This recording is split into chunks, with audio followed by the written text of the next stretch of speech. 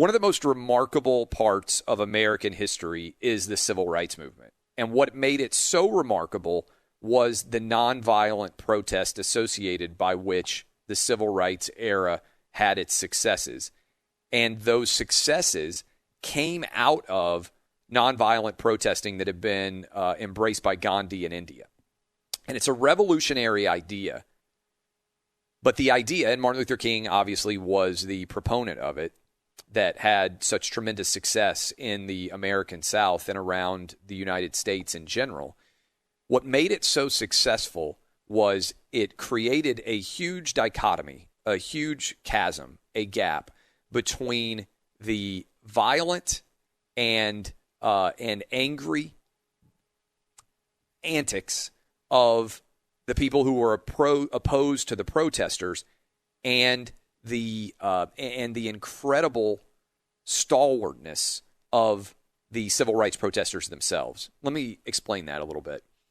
If you go back and you study and you look, civil rights protesters showed up to protest like they were going to church because the church was instrumental in that protest.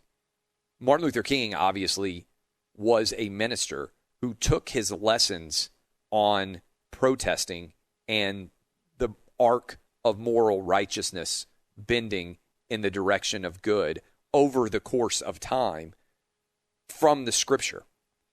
And it was that dichotomy between the way that the people who opposed the protesters behaved and the way that the protesters behaved that grabbed America by the soul and let us see the difference between right and wrong in a fundamental way. And I think that in many ways we're dealing with a 1968-like situation in this country right now. And the difference, I would say, so far is we need for the violent aspects of the protest, which I think are connected to Antifa, to be pulled out of these protesters because the vast majority of them are not looking to riot or loot. They're looking to follow in the lineage of the civil rights protesters before them. If you study American history, what you learn is that over time we get things right. And in any given year, things may not go well. In any given month, things may not go well. In any given week, things may not go well.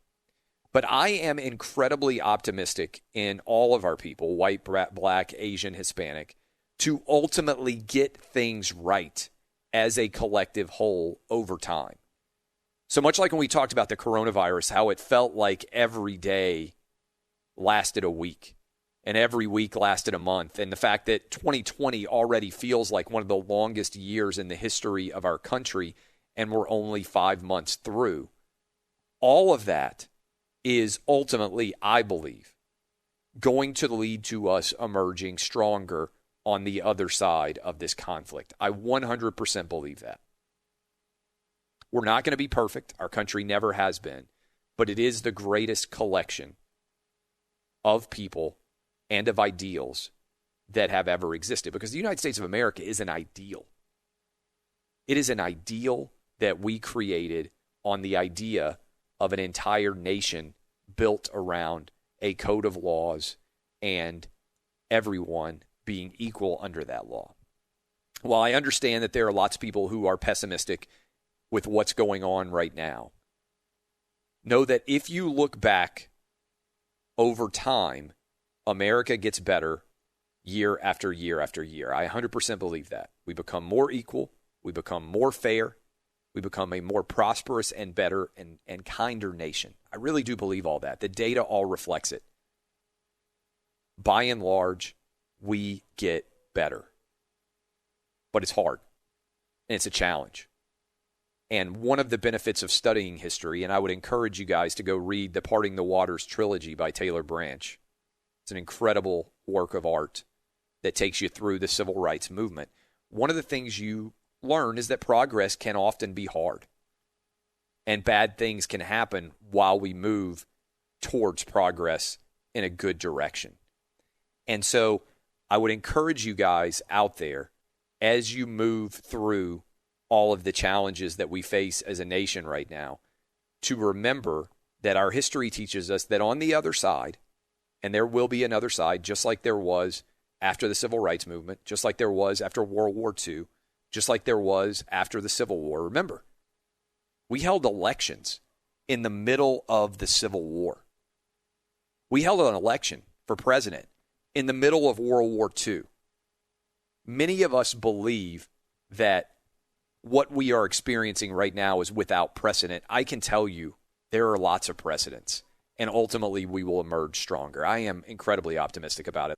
I want to play this for you. It was the most powerful thing I heard anyone say over the weekend. This is Atlanta Mayor Keisha Lance Bottoms. I want to send you in to your Monday with some inspiration. Listen to her. This was during the riots on Friday night in Atlanta, Georgia. Here she is. Above everything else, I am a mother. I am a mother to 4 black children in America, one of whom is 18 years old. And when I saw the murder of George Floyd, I hurt like a mother would hurt. And on yesterday, when I heard there were rumors about violent protests in Atlanta, I did what a mother would do. I called my son and I said, "Where are you?" I said, "I cannot protect you, and black boys shouldn't be out today. So you're not going to out-concern me and out-care about where we are in America." I wear this each and every day, and I pray over my children each and every day. So what I see happening on the streets of Atlanta is not Atlanta. This is not a protest.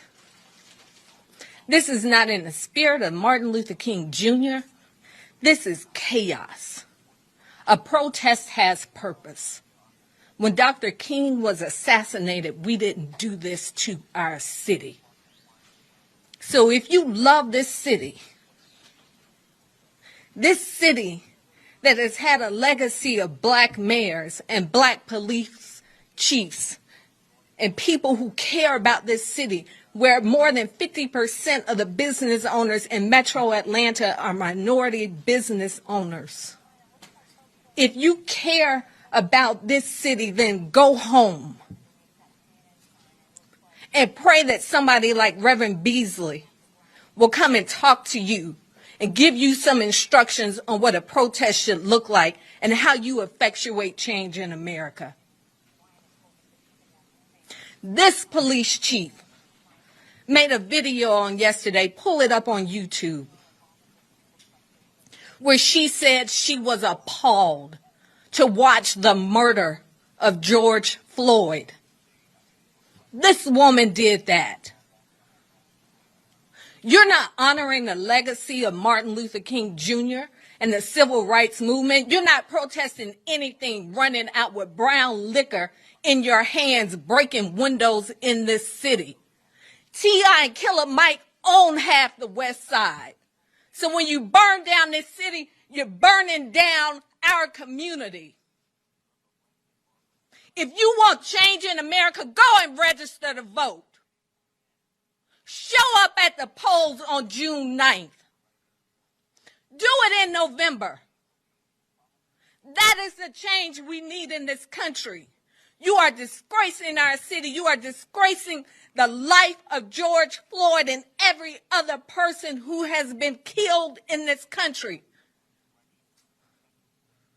We are better than this.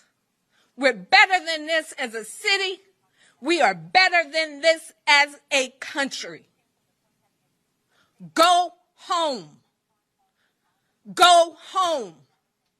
In the same way I couldn't protect my son on yesterday, I cannot protect you out in those streets. You're throwing knives at our police officers. You are burning cars. You have defaced the CNN building. Ted Turner started CNN in Atlanta 40 years ago because he believed in who we are as a city. There was a black reporter who was arrested on camera this morning who works for CNN. They are telling our stories, and you are disgracing their building. This is not the legacy of civil rights in America.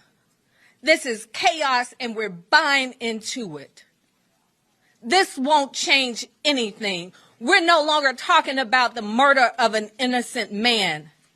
We're talking about how you're burning police cars on the streets of Atlanta, Georgia. Go home. And so you heard her. You heard the passion in her voice. You heard the way that she felt and the way that she delivered everything. And that's why ultimately I'm optimistic that things are going to get better. There are lots of good people out there of all different races and creeds. There are lots of good police officers out there of all different races and creeds. We all have a lot more in common than we do apart, and we can't allow ourselves to be yanked apart on the tide of division and despair. We can't allow it to happen. Regardless of what your background is, I appreciate you spending your Monday morning listening to us on OutKick. It's a lot different show than we ordinarily do, but I thought it was important that we have a show like this. We will open up the phone lines tomorrow and give you guys an opportunity to weigh in as well. If you enjoy the show, share it with your friends and your family and your coworkers. I appreciate all of you and the time that you have spent with us. I hope we've made your day feel a little bit better as you step into a new week and challenge what is a very difficult start to the week based on how the weekend went.